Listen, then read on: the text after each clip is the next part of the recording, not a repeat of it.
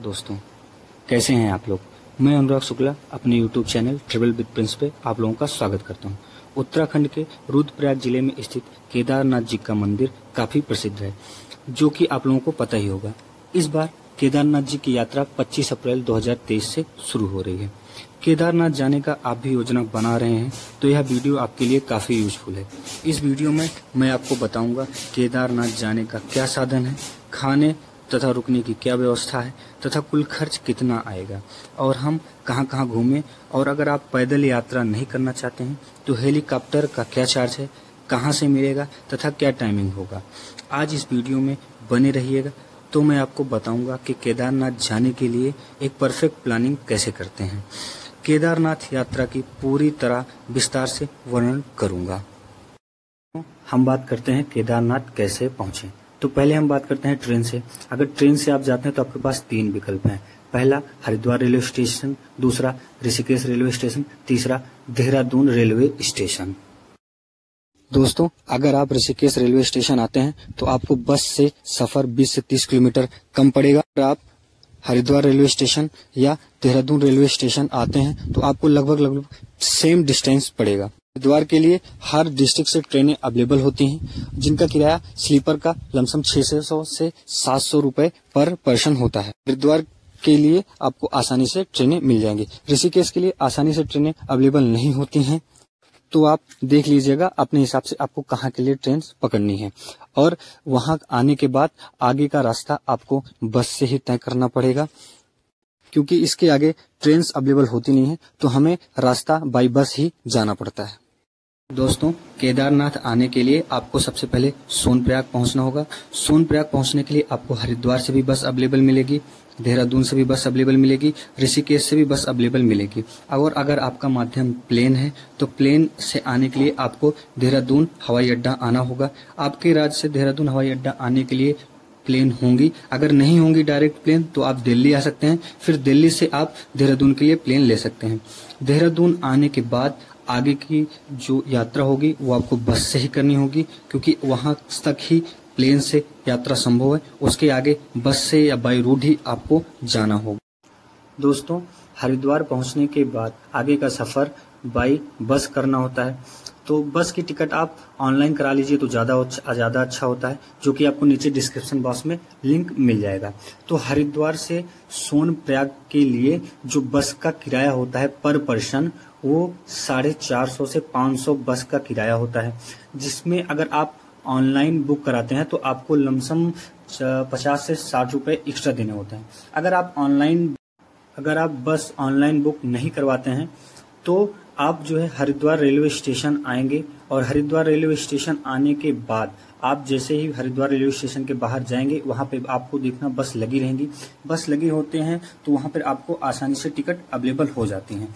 अगर आप वहां से रुद्रप्रयाग के लिए भी बस लगी होती है, लेकिन आपको रुद्रप्रयाग के लिए बस लेनी नहीं होती है, क्योंकि अगर आप रुद्रप्रयाग के लिए वहां से बस लेके निकलते हैं तो आप रुद्रप्रयाग पहुंचेंगे। रुद्रप्रयाग पहुंचने के बाद वहां से सोनप्रयाग के लिए बस आसानी से अवेलेबल नहीं होती है। फ्रेंड्स, बात करते हैं बस की टाइमिंग की। बस की टाइमिंग सुबह 5 बजे से 9 बजे के बीच ज्यादा चलती हैं। उसके बाद भी बस चलती हैं, लेकिन बहुत ही कम चलती हैं, क्योंकि केदारनाथ का जो रास्ता है वो ज्यादा अच्छा है नहीं, इसलिए वहां पे रात में बसेस नहीं चलती हैं। तो जिसके लिए अगर आप सुबह मॉर्निंग में जल्दी पहुंच जाते हैं तो आप जल्दी अपना टिकट लेके आप मॉर्निंग में निकल सकते हैं। दोस्तों, केदारनाथ के लिए पुश बैक सीट वाली बसेस भी चलती हैं, जिसमें यात्रा थोड़ी सुखद होती है, लेकिन इनका किराया थोड़ा सा महंगा होता है, जो कि 700 से 800 रुपए पर पर्सन किराया होता है इनका। दोस्तों, केदारनाथ के लिए कोई स्लीपर बस अवेलेबल नहीं होती है, क्योंकि केदारनाथ का जो रास्ता है वो घाट सेक्शन का बना हुआ है, तो जिसकी वजह से जो स्लीपर बस होती हैं वो अपना संतुलन खो सकती हैं, इसलिए केदारनाथ के लिए स्लीपर बस अवेलेबल नहीं है। दोस्तों, बस की टिकट हम GMVN के द्वारा भी कर सकते हैं, जो कि केदारनाथ का ही ट्रस्ट होता है। गढ़वाल मंडल विकास निगम के द्वारा ही हम अपना यात्रा रजिस्ट्रेशन पर्ची भी भरते हैं। रजिस्ट्रेशन पर्ची वो होती है जिसके द्वारा हम वहाँ की सरकार और वहाँ के ट्रस्ट को बताते हैं कि हम यहाँ पे यात्रा के लिए आ रहे हैं, जिससे उनको ये मालूम होता है कि हमारे पास कितने यात्री यात्रा के लिए आ रहे हैं। अगर आप यात्रा रजिस्ट्रेशन ऑनलाइन नहीं करते हैं तो आप जाके ऑफलाइन भी वहाँ पे काउंटर के पास कर सकते हैं। आप यात्रा रजिस्ट्रेशन जरूर करवाएं। बिना यात्रा रजिस्ट्रेशन के आप केदारनाथ जी के दर्शन नहीं कर सकते हैं या आप कहीं भी दर्शन नहीं कर सकते हैं चार धाम में। यात्रा रजिस्ट्रेशन के लिए आपको आधार कार्ड के थ्रू ही आपका यात्रा रजिस्ट्रेशन कंप्लीट। दोस्तों, हम बात करते हैं बेस्ट सीजन कौन सा होता है केदारनाथ जाने का। जैसा कि आप लोगों को पता है कि 6 से 7 मंथ के लिए ही कपाट खोले जाते हैं। अप्रैल और मई में अक्षय तृतीया के दिन भगवान जी के कपाट खोले जाते हैं और अक्टूबर नवंबर में कार्तिक पूर्णिमा के टाइम कपाट बंद किए जाते हैं। इनमें सबसे बेस्ट टाइम होता है सितंबर और अक्टूबर का। इस टाइम थोड़ा हल्की ठंड होती है लेकिन यात्रा सुखद होती है। सितंबर और अक्टूबर के बाद यात्रा का समापन कर दिया जाता है, कपाट बंद कर दिए जाते हैं और इसके बाद अगले वर्ष कपाट खुलते हैं।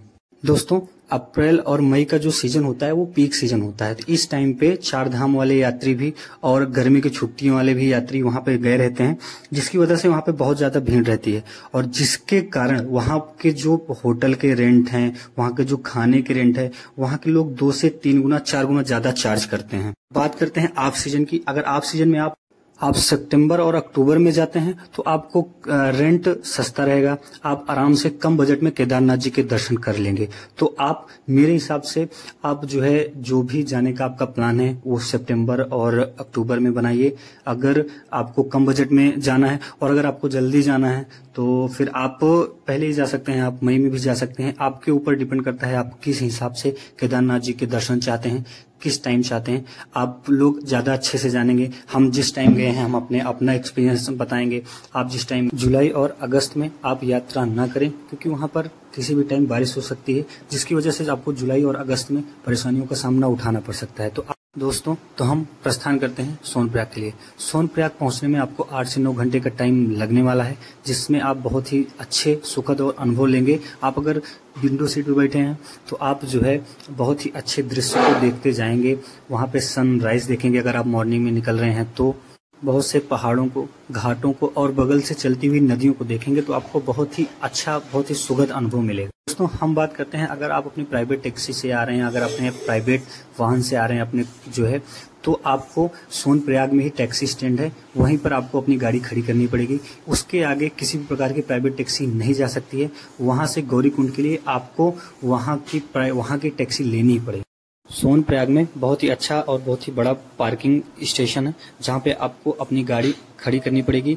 एक दिन का 50 रुपए चार्ज करते हैं और आपकी गाड़ी वहां पर सेफ खड़ी रहे। फ्रेंड, सोनप्रयाग उतरने के बाद आपको लमसम 1 किलोमीटर करीब पैदल चलना पड़ेगा, जिसके बाद आप सोनप्रयाग टैक्सी स्टैंड पहुंच जाएंगे। अगर आप पीक सीजन में आ रहे हैं तो टैक्सी स्टैंड पहुंचने में कम से कम आपको 1.5 घंटे का टाइम लगने वाला है क्योंकि बहुत लंबी लाइन होती है। और अगर आप सीजन में जा रहे हैं तो आप बहुत जल्दी ही टैक्सी स्टैंड पहुंच जाएंगे और वहां से आप अपनी टैक्सी ले लेंगे।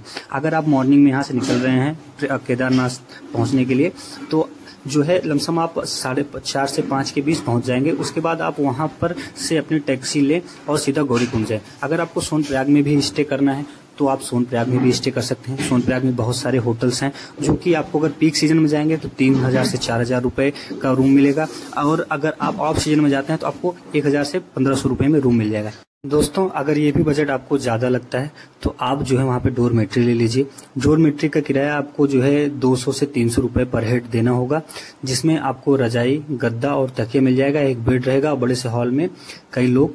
हम बात करते हैं सोनप्रयाग से गौरीकुंड का डिस्टेंस जो कि 3 किलोमीटर है, जिसके लिए आपको टैक्सी लेके आपको वहां तक जाना होता है। टैक्सी का किराया पर हेड 50 रुपए होता है, जिसमें आप वहां से बैठते हैं और सीधा गौरीकुंड जाते हैं। गौरीकुंड पहुंचते ही आप सबसे पहला काम करिए कि रूम ढूंढिए और आपको रूम वहां अगर पीक सीजन में जाते हैं तो आसानी से मिलना बहुत मुश्किल है, लेकिन अगर आप ऑफ सीजन में जाते हैं तो आपको वहां पे आसानी से रूम अवेलेबल हो जाएंगे और जो कि 1800 या 1500 रुपए में आपको रूम मिल जाएंगे। थोड़ी बार्गेनिंग आप कर सकते हैं। अगर आप पीक सीजन में नहीं जाते हैं, ऑफ सीजन में जाते हैं तो आप बार्गेनिंग कर सकते हैं। फिर उसके बाद आप वहां जाके रूम में रख के अपने सामान को थोड़ा सा रेस्ट करके आप बाहर आइए और वहां पे बाहर ही गौरी माँ का मंदिर है और वहां पे दर्शन कीजिए। तप्त कुंड है, वहां पे स्नान कीजिए और वहां पर चारों तरफ आप बगल से मंदाकिनी जी की नदी गई हुई है, आप वो देखिए और आपको बहुत ही सुखद अनुभव होगा। गौरीकुंड में भोजन करिए। गौरीकुंड में भोजन आपको 200 से 250 रुपए पर हेड मिल जाएगा आप सीजन में जाएंगे तो। अगर पीक सीजन में जाएंगे तो यही भोजन आपको 350 से 400 में मिलेगा। फ्रेंड्स, गौरीकुंड से केदारनाथ जी का मंदिर 16 किलोमीटर का डिस्टेंस है, जिसको आपको चढ़ना होता है। पैदल चलना होता है। अगर आप पैदल नहीं जाना चाहते हैं तो आप वहां से खच्चर भी ले सकते हैं, आप वहां पर पिट्ठू भी ले सकते हैं, आप वहां पर पालकी भी ले सकते हैं। खच्चर का किराया आपको 2500 रुपए करीब पड़ेगा, पिट्ठू का किराया आपको लमसम 6000 रुपए पड़ेगा और उसी प्रकार पालकी का किराया भी 6 से 7000 रुपए के बीच में पड़ेगा।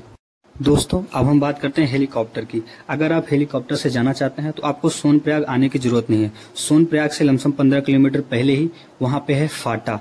फाटा में ही बेस है हेलीकॉप्टर का। आप वहां पर जाके, अगर आप पीक सीजन में जाते हैं तो आपको टिकट आसानी से मिलेंगे नहीं, आपको वेट करना पड़ेगा। आप इससे अच्छा है कि आप ऑनलाइन बुकिंग करके आएं, जिससे कि आप जो है आसानी से वहां पर आ सकते हैं। हेलीकॉप्टर बुकिंग का लिंक नीचे डिस्क्रिप्शन बॉक्स में मिल जाएगा, आप वहां से हेलीकॉप्टर बुक कर सकते हैं।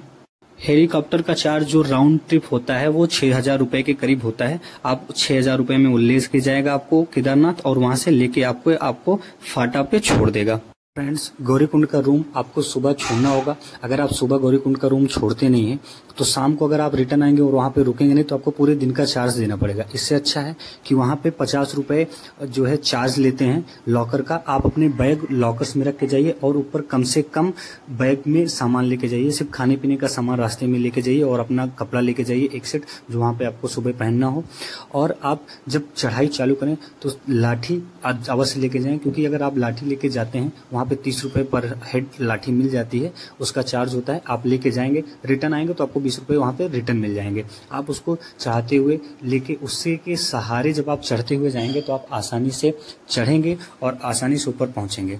अब हम लोग अपनी चढ़ाई चालू करते हैं गौरीकुंड से केदारनाथ के लिए, जो कि 16 किलोमीटर की खड़ी चढ़ाई पड़ने वाली है। तो आप लोग सुबह जल्दी उठें, चाय करें, नाश्ता करें और वहां से सुबह जितनी जल्दी हो सके आप निकलें, क्योंकि आप जितनी जल्दी इधर निकलेंगे 6 से 7 घंटे का रास्ता पड़ने वाला है केदारनाथ की चढ़ाई में। तो अगर आप सुबह जल्दी उठेंगे तो आप जल्दी पहुंचेंगे वहां पर, तो आपको वहां पर शाम की भी आरती और दर्शन मिल जाएगा। तो फ्रेंड्स, हम बोलते हैं कि आप जो है सुबह जल्दी जल्दी से निकलिए। फिर आपको रास्ते में केदारनाथ जी के चढ़ाई के रास्ते में आपको बगल से नदियां दिखेंगे, ऊंचे ऊंचे पहाड़ दिखेंगे, आपको वहां पर बर्फ से ढके पहाड़ दिखेंगे, आपको ग्लेशियर दिखने वाले हैं वहां पे, जिनके ऊपर जब सूर्य की रोशनी पड़ेगी तो वो दृश्य आपको मन मुग्ध कर देगा। आप उस दृश्य को अपने फोन, अपने गैजेट्स में कैप्चर करना चाहेंगे, क्योंकि अगर आप वहां पे नहीं होंगे तो आप उस दृश्य को हमेशा देख के ये सोचेंगे कि हम यहाँ पर आए हुए थे। आप लोग हजारों श्रद्धालुओं के साथ में सुबह आप चढ़ाई चालू करेंगे, जिसमें वीडियो बनाओ, बहुत बेहतरीन बनेगा।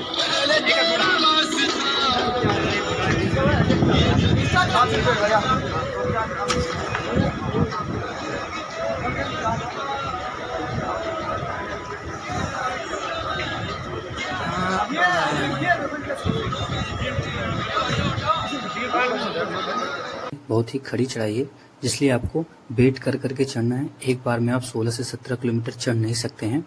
जल्दी चढ़ने की कोशिश करेंगे तो आपकी सांस भी फूल सकती है, इसलिए आराम आराम से चढ़ें। केदारनाथ की चढ़ाई आप कभी भी रात में न करें, क्योंकि बारिश की संभावना कभी भी बनी रहती है। रात में वहां पे लाइट्स या इतने अच्छे गैजेट्स नहीं है जिससे आपको सुविधा हो सके, तो आपके पैर भी फिसल सकते हैं, जिससे बहुत ज्यादा प्रॉब्लम हो सकती है। तो आप रात में जो है चढ़ाई न करें केदारनाथ जी के लिए। 7 से 8 घंटे की चढ़ाई के बाद फाइनली हम बेस कैंप पहुंचते हैं। बेस कैंप पहुंचने के बाद अगर आपको वहां पर रूम लेके रुकना है तो आप वहां पर रुक जाइए, और अगर आपको मंदिर के पास जाके रूम लेके रहना है तो आप वहां पर जाके रुक सकते हैं। लेकिन अगर आप मंदिर के पास जाके रुकना चाहते हैं तो मैं आपको बोलूँगा कि आप ऑनलाइन पहले रूम बुक कर लें GMVN की वेबसाइट से। आप डायरेक्ट भी जाएंगे तो मिल जाएगा, लेकिन ये नहीं होता कि कंफर्म नहीं होता कि आप वहाँ डायरेक्ट जाएंगे तो मिल जाएगा। इसके लिए आप ऑनलाइन बुक कर लीजिए तो मिल जाएगा। अगर आप बेस कैंप में रुकते हैं तो आपको वहाँ पर टेंट मिल जाएगा, आप टेंट में स्टे कीजिए। और टेंट जो है अच्छा होता है, और वहाँ पर आपको टेंट में अंदर जो है रुकने के लिए आपको स्लीपिंग बैग देते हैं, जो कि -35 डिग्री टेम्परेचर भी झेल सकता है। इसलिए अगर आप टेंट में भी रुकते हैं तो टेंट सस्ता पड़ेगा, चीप पड़ेगा, आप उसमें रुकिए, ज़्यादा अच्छा रहेगा। फ्रेंड्स, वहाँ पर जो टेंट का किराया होता है वो अगर आप एक लोग रहेंगे तो 250 से 300 रुपये पर हेड पड़ेगा। अगर आप कई लोग हैं तो आप उसको बुक कर सकते हैं। अगर आप ऑफ सीजन में जाते हैं तो आप 800 से 1000 में आप बुक कर सकते हैं, इतना में हो जाता है बुक। आप थोड़ी बार्गेनिंग भी कर सकते हैं ऑफ सीजन में। और अगर आप पीक सीजन में जाते हैं तो वो टेंट आपको 1500 से 2000, 2500 या 4000 भी वो चार्ज कर सकते हैं। वहाँ पे जितने ज़्यादा श्रद्धालु होते हैं उतना ज़्यादा महंगाई होती है। आप लोग जहाँ पर रूम लेंगे या जहाँ पर आप लोग टेंट लेंगे उनकी दुकान होती है, आप वहाँ पर अपना सामान रख के फ्रेश होके आप शाम के दर्शन के लिए जो है केदारनाथ मंदिर पहुँचते हैं और फाइनली आप मंदिर को देखते हैं। और वहाँ पर आप जो है 9 बजे तक मंदिर खुला रहता है, आप उसके पहले वहाँ पहुँच जाइए, आपको दर्शन मिलेगा। 6 से 6:30 के बीच आरती होती है, आप उस आरती में जल्दी जल्दी सम्मिलित होने की कोशिश करिए और केदार जी का शाम का आप दर्शन कीजिए।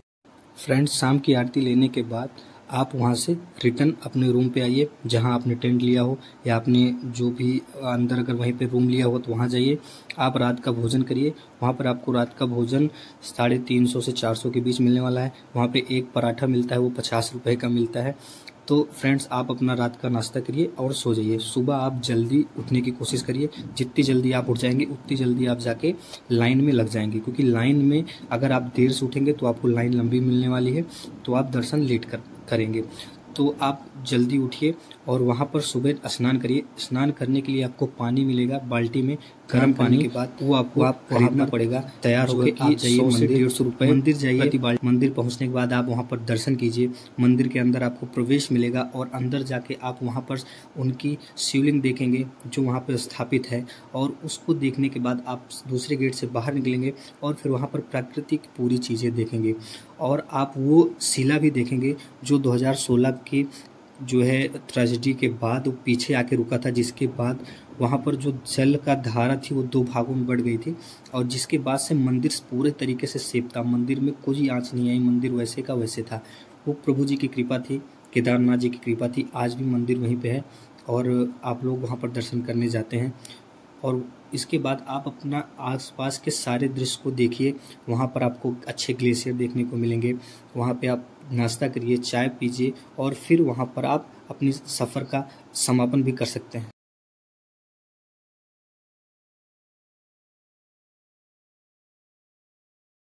केदारनाथ जी के दर्शन करने के बाद ऊपर 1 से 1 किलोमीटर के करीब भैरव बाबा जी का धाम है। आप वहाँ जाके भैरव बाबा जी का भी दर्शन कीजिए। फ्रेंड्स, आप लोग यहाँ पर वासुकी ताल भी जा सकते हैं। केदारनाथ से 6 से 7 किलोमीटर की यात्रा होगी, लेकिन यात्रा आपको थोड़ा सा लंबी पड़ जाएगी क्योंकि यहाँ भी आपको ट्रैकिंग करके ही जाना होगा, जिसकी वजह से आप अगर जाना चाहते हैं तो आपको केदारनाथ में 1 दिन और रुकना पड़ेगा। गांधी सरोवर भी है, आप वहाँ भी जा सकते हैं, एक अच्छी जगह है। तो 3 जगह आप हैं, यहाँ पे घूम। फ्रेंड्स, अगर आप केदारनाथ से बद्रीनाथ जाना चाहते हैं तो उसकी वीडियो मैं अगले एपिसोड में डालूंगा। अब यहाँ पर हम यह बात करते हैं कि हमारा टोटल खर्चा केदारनाथ के लिए कितना होगा।